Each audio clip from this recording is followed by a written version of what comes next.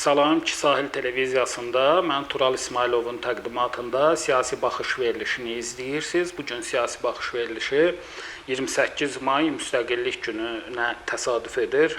Mən bütün izləyicilərimizi və eyni zamanda 28 may Müstəqillik gününün əhəmiyyətini dərk edən hər bir kəsi Müstəqillik günü münasibəti ilə təbrik edirəm. 28 may Azərbaycan tarixinin ən şanlı səhifələrindən biridir. Çünki uzun illər əsarətdə qalmış bir xalq nəhayət öz azadlığına qovuşdu və Azərbaycan Xalq Cümhuriyyəti, Azərbaycan Respublikasının müstəqilliyini elan etdi. 20-ci əsrin əvvəlləri bütövlükdə dünya tarixi üçün kifayət qədər xaotik və qarmaqarışıq bir vəziyyətlə xarakterizə oluna bilərdi. Həmin dövrdə həm Birinci Dünya müharibəsinin qan qadası, həm də eyni zamanda Çar Rusiyasının artıq uzun illər ərzində xalqları işğal altında istismar etməyi prosesinə qarşı böyük azadlıq idealları oyanmağa başlayırdı və artıq xalqlar öz sahib olduqları haqların uğrunda mübarizə apararaq tarixi ədaləti bərpa etməyə çalışırdılar. Təbii ki, 28 mayda Azərbaycan Xalq Cümhuriyyətinin elan olunması ilə Azərbaycan şərqdə ilk dünyəvi demokratik bir respublikanın təməlini qoydu. Və düşünün ki, bugün ədalətdən, demokratiyadan, insan haqlarından danışan bir çox ölkələr elementar insani hüquqları siyasi idarə etmədə ancaq 20-ci əsrin ortalarına doğru tətbiq etməyə başladılar. Günü bugün baxaq 20-ci əsrin sonlarında və 21-ci əsrin əvvəllərində, indiki dövrümüzdə dünyada hələ də rəngli inzibati binaların arxasında nə qədər insanlıq dışı addımlar atılır. Biz görürük ki, bugün maarifçilik tarixindən bəhs edən Fransa real siyasətində müstəmləkəçiliyi davam etdirərək xalqların azadlıq ideallarını boğmağa, onları sıxışdırıb əzməyə çalışır. Bugün Fransa qanunsuz şəkildə neokolonialist siyasətini bütün dünyaya yaymağa çalışır. Bugün Fransa demokratiya, insan haqları və dəyərlərdən dəm vurarkən pərdə arxasında Korsikada, Mayotlarda, Yeni Kaledoniyada insanların elementar hüquqlarına hörmət etmir, qanunsuz şəkildə öz coğrafi sərhədlərindən kənarda koloniyalar saxlamaqla məşğuldur və yaxud da yenə insan haqlarından, nə bilim, dəyərlərdən, çağdaş dövrün humanist prinsiplərindən yekə-yekə bəyanatlar verən Niderlanda olsun, Belçikası olsun, hələ də bu neokolonialist siyasətə həm dəstək verirlər, həm də davam etdirirlər. Və yaxud da Amerika Birləşmiş Ştatlarında biz George Floyd'un hadisəsini unutmamışıq. Hələ də bugün də Amerika Birləşmiş Ştatlarının müxtəlif ərazilərində insanlar dəri rənginə görə ayrı seçkiliyə məruz qalırlar. Bu yaxınlarda Pew Research Center Amerika cəmiyyəti arasında bir sorğu keçirdi və həmin sorğuda, ictimai rəy sorğusunda iştirak edən respondentlərin 70%-dən yuxarı Amerikada irqi ayrı seçkiliyin aradan qaldırılmadığını vurğulayırlar və dünyanın gözü önündə Amerika Birləşmiş Ştatları polisi qara dərili George Floyd'u öldürdü və bunun nəticəsində bu dünyada çox böyük rezonans doğurdu və günü bugün də həmin o dəri rənginə görə insanların fərqləndirilməsi, sanki qəsbkarlığın, soyğunçuluğun, talançılığın, quldurluq və digər cinayətlərin məhz qara dərililərin çox yaşadığı və yaxud da gəlmələrin, miqrantların çox yaşadığı şəhərlərdə, qəsəbələrdə olması ilə bağlı həm Amerikanın daxili auditoriyasında, həm də dünya ictimai rəyində bir fikir formalaşdırmağa çalışırlar Qərbin siyasi mərkəzləri və Vaşinqton və eyni zamanda həmin bu qərb ölkələrinin bir çoxunda qadınlar hətta 20-ci əsrin sonlarına doğru da nəinki səs vermə hüququna, heç elementar insan hüquqlarına malik deyildilər. Bir çox idarə etmə orqanlarında cinsi və irqi diskriminasiya ən yüksək səviyyədə idi və bütün bunlar baş verərkən bugün bizə demokratiya, siyasi ədalətdən dəm vurmağa çalışan ölkələrin bir çoxu 20-ci əsrin əvvəllərində 1918-ci ilin 28 mayında elan edilmiş Xalq Cümhuriyyəti və qadınlara səs vermə hüququnu tanıyan şərqdə ilk demokratik dünyəvi ölkə qurmuş bir xalqa, bir dövlətə nəsə öyrədə bilməz və yaxud da hansısa bir formada bizə hansı söz dırnaqarası məsləhətlərini verə bilməzlər. Və Xalq Cümhuriyyətinin elan olunmasından sonra təbii ki, böyük işlər görüldü. Həmin dövrdə Xalq Cümhuriyyətinin rəhbərliyində təmsil olunan şəxslər Azərbaycanın milli maraqlarını qorumaq üçün çoxlu addımlar atdılar. Bakı Dövlət Universitetinin yaradılmasından tutun da bir çox idarə etmədə həmin dövr 20-ci əsrin əvvəlləri üçün şərq üçün inqilabi addım sayılan çox ciddi işlər görüldü. Və təbii ki, müəyyən o dövrlə bağlı qəbul edilməz proseslər də var idi. Məsələn, İrəvanın ermənilərə verilməsi, mən hesab edirəm ki, Ermənistanın sonraki dövrdəki o bütün işğalçılıq, qəsbkarlıq və tarixi ədalətsizlik meyarlarının davam etməsinə çox ciddi təkan verdi və faktiki olaraq qədim Azərbaycan şəhəri olan İrəvanın bugün Ermənistan Respublikasının paytaxtı olması faktoru qəbul edilməzdi, ədalətsizdir. Təəssüflər olsun ki, o tarixdə müəyyən ədalətsizliklər baş veribdir və 20-ci əsrin əvvəllərində də İrəvanın Ermənistana verilməsi mən hesab edirəm ki, çox böyük bir yanlış idi.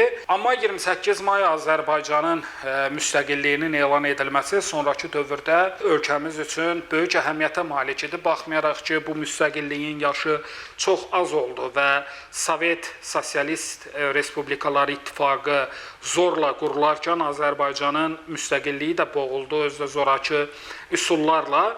Amma buna baxmayaraq Xalq Cümhuriyyətinin fədailəri, həmin dövrdə idarə etmədə təmsil olunan şəxslər sonraki dövrlərdə siyasi fəaliyyətlərini, ictimai fəaliyyətlərini və eyni zamanda yaradıcılıqlarını davam elətdirdilər. Xalq Cümhuriyyətinin fədailəri qardaş ölkə Türkiyədə daxil olmaqla bir çox yerlərdə öz qələmləri ilə həmişə Azərbaycan xalqının istiqlalı və azadlığı uğrunda ideoloji mübarizələrini qələmləri ilə, sənədləri ilə davam elətdirdilər və təbii ki, Azərbaycanın Sovet dövründə də üzərinə böyük baskılar həyata keçirildi. Baxmayaraq ki, 2-ci Dünya müharibəsi məhz Azərbaycanın böyük əməyi sayəsində SSR-nin qələbəsi ilə yekunlaşdı. Mən 9 mayda belə bir post yazmışdım ki, 9 may Azərbaycan nefti olmasaydı, Azərbaycan xalqı olmasaydı, Azərbaycanın qəhrəman igidləri olmasaydı, 2-ci Dünya müharibəsində faşizm kimi dünyanı və onun gələcəyini təhdid edən zərərli bir mikrobun məhv edilməsi mümkün olmazdı. Ona görə də Azərbaycan xalqının mübarizəsi 28 maydan sonraki dövrdə də ölkəmizin dünya üçün problemlər yaradan zərərli ideologiyalara qarşı mübarizədə vahid bir həlqəni təşkil edir. Yəni, bu günə görə dünya faşizm bəlasından, Hitlerin nasizmindən qurtulubsa, burada Azərbaycanın çox böyük rolu var. Və SSR dövründə də xalqımızın bütün şücaətləri nəzərə alınmırdı. 37-ci ildə hələ 2-ci Dünya müharibəsi başlamamış Azərbaycanın milli aydınlarına qarşı böyük repressiyalar həyata keçirildi. 2-ci Dünya müharibəsində Azərbaycanın hesabına qələbə əldə edilsə də, bundan sonraki dövrdə də xalqımıza, ölkəmizə qarşı ikili standartlar həmişə SSR rəhbərliyində ermənilər və onların əlaltıları tərəfindən davam etdirildi. Ta ki, 1969-cu ildə Ulu Öndər Heydər Əliyevin hakimiyyətə gəlməsi Azərbaycan SSR-də həmin dövrdə 60-70-ci illərdə, 60-cı illərin sonu 70-ci illərdə böyük bir inkişaf bumu yaşandı və Azərbaycan bir çox bəlalardan, bəlkə də həmin dövrdə Heydər Əliyev olmasaydı Azərbaycan SSR-yə qarşı SSR-nin daxilində çox böyük haqsızlıqlar olacaqdı və təbii ki, SSR dağıldıqdan sonra da biz bilirik ki, ölkəmizdə vahid idarə etmənin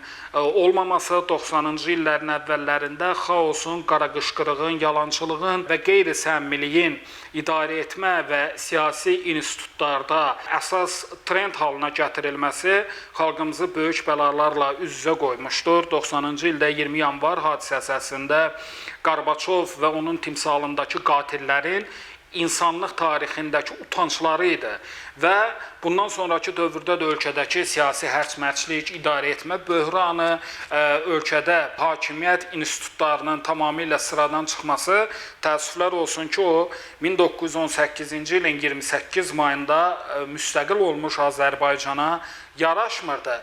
Bugün tez-tez biz görürük ki, radikal müxalifət sıralarında təmsil olunanlar 18-ci ildən 28 maydan Xalq Cümhuriyyətindən dəm vururlar, amma onların demədiyi, amma bizim bildiyimiz bir həqiqət odur ki, və məhz indiki radikal müxalifət, yəni 90-cı illərin əvvəllərində hakimiyyətdə olan AXC Müsavat cütlüyü nə qədər 28 maydan Xalq Cümhuriyyətindən yekə-yekə danışsalar da, faktiki olaraq o adamların hakimiyyəti dövründə ölkə böyük böhranlarla üz-üzə qalmışdı. Və 1918-ci ilin 28 mayında müstəqil olmuş Azərbaycan Xalq Cümhuriyyətinin real dəyərini ona qaytaran da məhz xalqın israrlı tələbləri ilə hakimiyyətə gələn ümumilli liderimiz Heydər Əliyev oldu və 93-cü ildən sonra Ulu Öndər Heydər Əliyevin Azərbaycanda hakimiyyətə gəlişindən sonra məhz 20-ci əsrin əvvəllərində 23 aylıq qurulmuş Xalq Cümhuriyyətinin dövründəki müstəqil Azərbaycanın daha güclü bir versiyası ortaya çıxdı. Çünki çarizmin işğalından sonra Xalq Cümhuriyyəti quruldu, tarix yazdı. Ulu Öndər Heydər Əliyev isə SSR-i dağılandan sonra 90-cı illərin əvvəllərində 20 yanvar kimi bir faciəni yaşayan, eyni zamanda daha sonra ölkəmizə qarşı Ermənistanın işğalçılıq siyasətindən istifadə edən güc faktorlarının məkirli planlarına qarşı, həmçinin bu fonda da ölkədə daxili hərsməşlik, xaos içərisində AXC Müsavat cütlüyünün dağıdıb məhv elədiyi bir büdcənin qarşısında sıfırdan bu qədər çətinliklər içərisində məhz Heydər Əliyevin zəkası sayəsində Azərbaycan dövləti yavaş-yavaş inkişaf etməyə, işıqlanmağa, o qaranlıqdan, xaosdan xilas olmağa başladı və məhz Ulu Öndər Heydər Əliyevin hakimiyyətə gəlməsindən sonra 20-ci əsrin əvvəllərində Xalq Cümhuriyyətinin qurduğu Cümhuriyyətin, Respublikanın dəyəri bir daha özünə qayıtmış oldu. Çox böyük mütərəqqi addımlar atıldı. Necə ki 20-ci əsrin əvvəllərində Azərbaycan Xalq Cümhuriyyəti şərqdə qadınlara ilk dəfə səs vermə hüququnu verən bir dövlət olaraq bugün dünyanın siyasi tarixində qızıl bir nöqtədədir.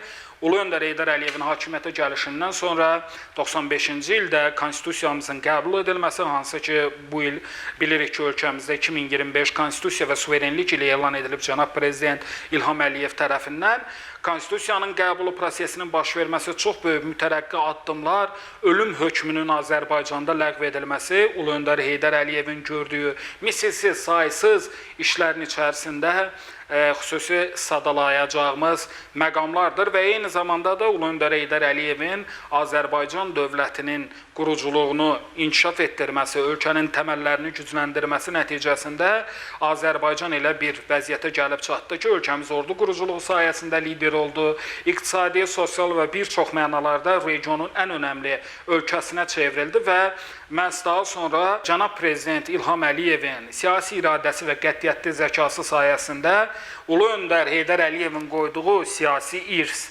Azərbaycançılıq ideologiyası, milli məfkürə ətrafında aparılan idarə etmə və siyasət Azərbaycanın nəticədə öz torpaqlarını işğaldan azad etməyinə, antiterror əməliyyatları isə etnik separatçılığın kökünü kəsib, üç rəngli bayrağımızı Xankəndidə dalğalandırmasına səbəb oldu. Hər bir halda 28 may Respublika gününün daha sonra 2021-ci ildə müstəqillik günü kimi qeyd edilməsi çox vacib, önəmli, tarixi, simvolik bir əhəmiyyətə malikdir. Gələcək üçün də çox önəmlidir deyə düşünürəm. Eyni zamanda unutmamalıyıq ki, 2018-ci ildə də məhz cənab prezident İlham Əliyevin göstərişi ilə Xalq Cümhuriyyətinin və ümumiyyətlə Azərbaycan Xalq Cümhuriyyətinin 20-ci əsrin əvvəlində yaratdığı dövlətin 100 illiyi təmtəraqlı şəkildə ölkə səviyyəsində qeyd olundu və cənab prezident də həmin ili xüsusi olaraq Xalq Cümhuriyyətinə həsr etdi. 28 may müstəqillik gününüz qutlu olsun.